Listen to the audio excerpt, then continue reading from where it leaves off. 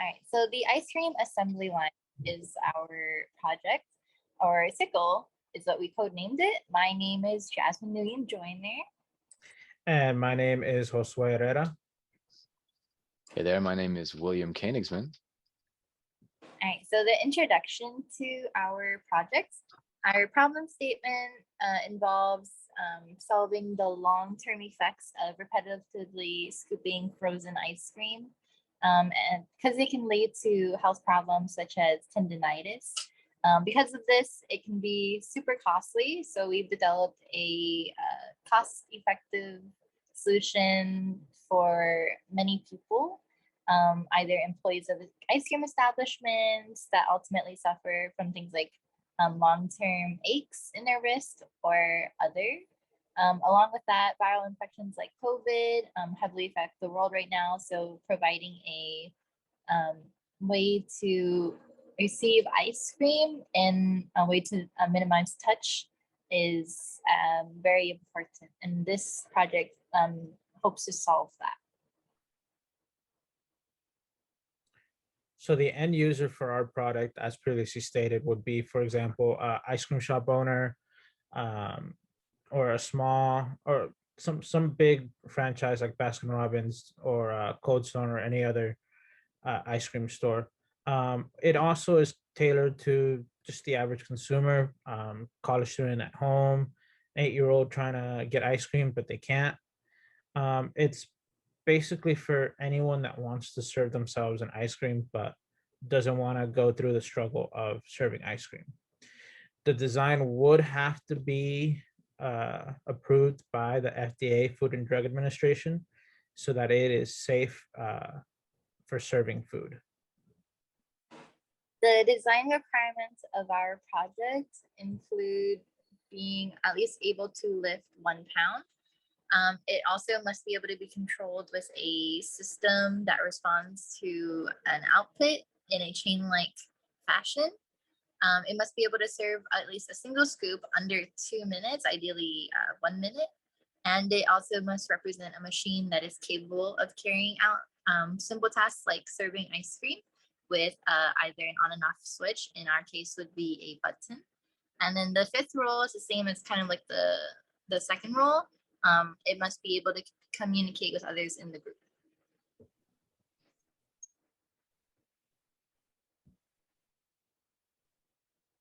So my first bot is the ordering bot, and this bot is the first in the assembly line that the end users face. Basically, it includes a button sensor that sends information to the other bots to begin their processes with the goal of delivering ice cream. The robot will activate with the end user pushing a button, and then the other robots would then take the inputs and begin scooping ice cream and serve it back to the customer.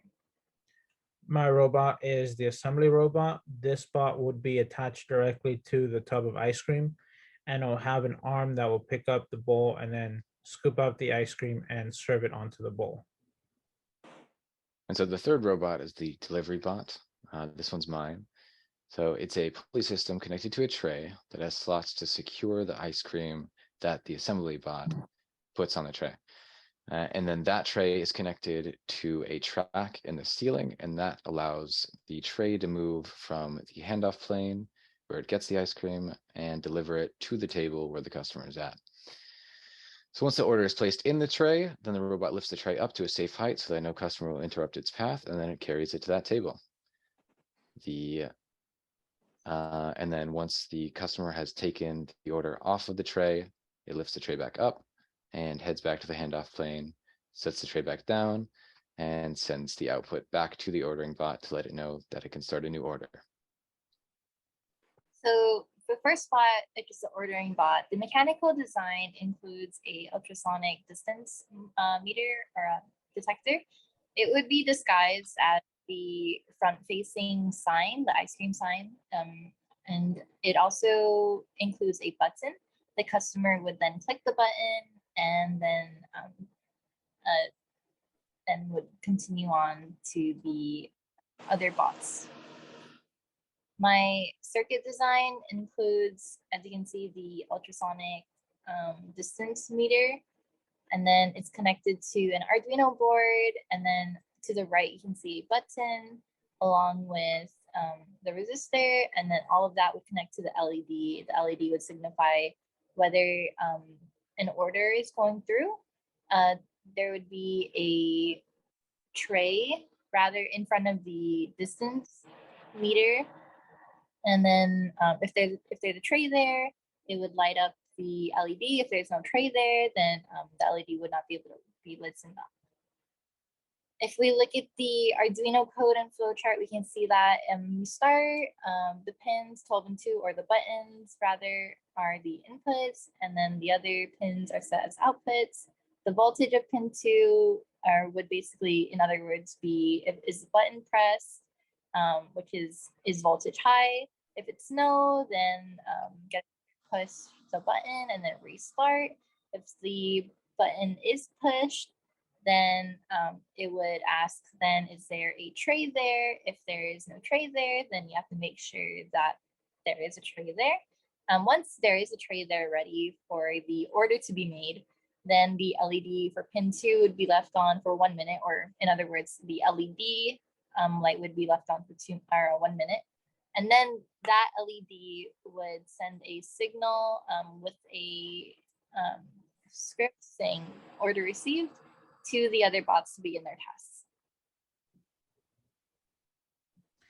Next up would be the assembly robot. It is composed of just a mechanical arm with the center box in the back housing the Arduino and all the other sensors. Each one of the little boxes on the arm are the several different arm locations. For example, your shoulder, your elbow, and your wrist, mimicking the same motion of your arm. It is attached to the ice cream tub, and it's just kind of slides over the ice cream tub, or slides into the tub. You can see on my Arduino, on my board, there are 4 motors. 3 of them control the motions for your wrist, shoulder, and elbow, and the 4th one controls the rotation of the arm, rotating it forward to back so that it can deliver the ice cream to the actual bowl and to the delivery robot. The photoresistor just lets it notify if it has ice cream on the spoon or not. If the ice cream is there, then no light would go through and the scoop would rotate and drop off on the bowl. You can see in my flow chart, it starts out by setting the pins for the servos, the outputs 13, 12, 11, and 10. And it sets the input pin as the light sensor. If it registers that there is light going through, it will begin to rotate the servo 90 degrees to face the ice cream tub, and it will rotate the servos to scoop up the ice cream. If there is no light, it will not rotate, and it will just deposit the servos.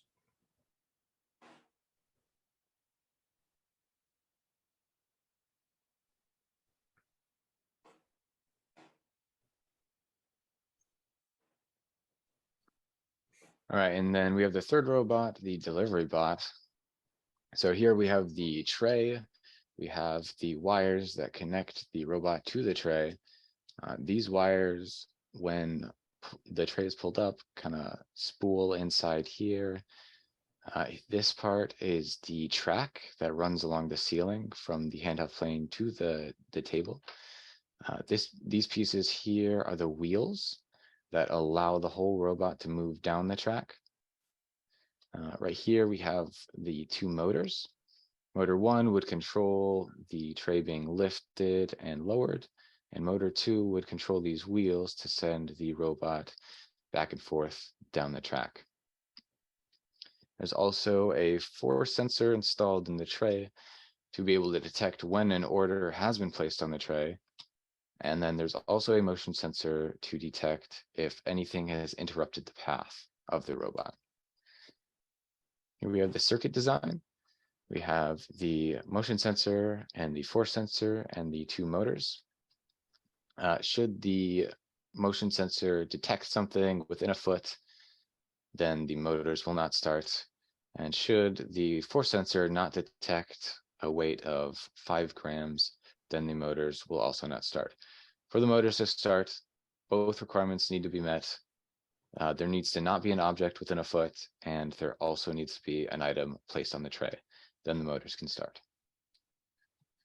Here we have the flow chart. So it starts out by setting the motors and part of the sensors as outputs. And then it sets the motion sensor and the force sensor as inputs. It receives bot one's output order received from the serial monitor, and then it asks the question, is there an object within a foot of the robot? And is there an item placed on the tray?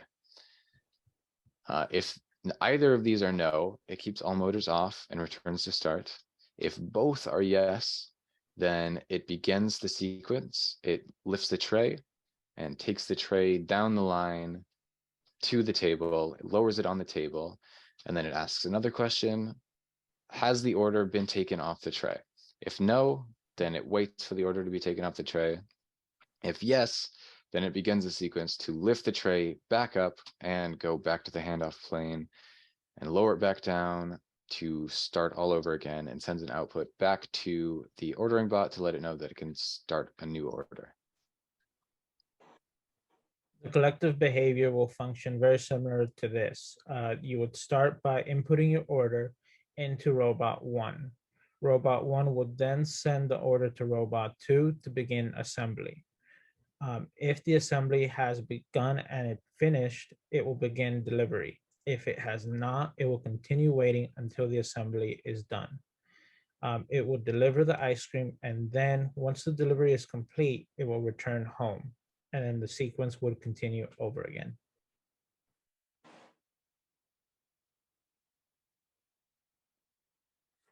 So this bot is the first bot, is the ordering bot. For this bot, there's a ultrasonic detecting the distance. So just for simulation's sake, we would say that the tray is about more than 5 inches. Anything over 5 inches, even if you click the button to get an order ready, the light will not turn on, as you can see, because the tray isn't there. When the tray is within 5 inches, just to make sure the tray is there to begin the order, once you click on the button, it'll then turn on the LED for exactly 1 minute. As you can see in the code, it'll say delay 60,000. And then once you wait about a minute, the light will turn off. And during this process, the light is on, it'll send an output towards the other bots, basically saying there is an order, which you'll see in the bottom right in the quotation marks. It'll send that to the other bots to begin.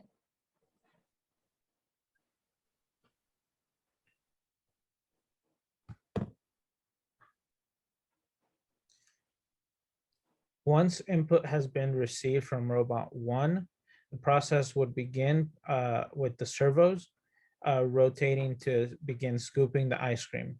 Once the ice cream is scooped, the photoresistor will not register light, and it will move all the other arms to deposit the ice cream except for the last servo holding the ice cream.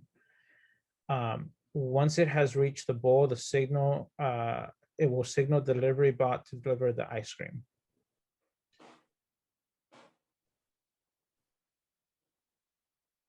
Okay, and then once it has received that signal from the assembly bot, the order is placed on the tray. It reads that the order has been placed there.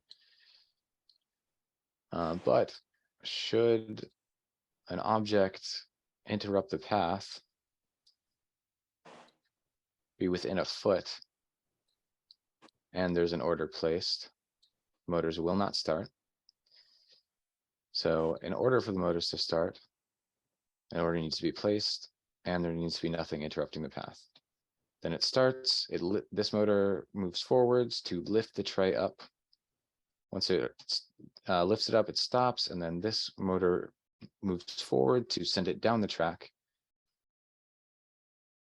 It gets there, it stops, and then this goes in reverse to lower the tray down. Gets there, and then it waits for the input for the order to be taken off the track, or off the tray. And then it lifts the tray back up, stops, and then this motor goes in reverse to go back to the handoff plane away from the table. It arrives, and then this starts to go in reverse to lower the tray back down. Right, for the entrepreneurial aspects, we had a budget of $13,500.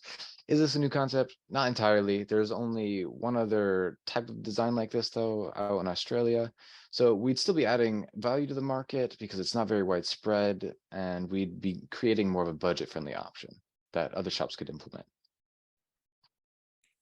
During this project, we have learned how to effectively work as a team and using the engineering design process and having an entrepreneurial mindset.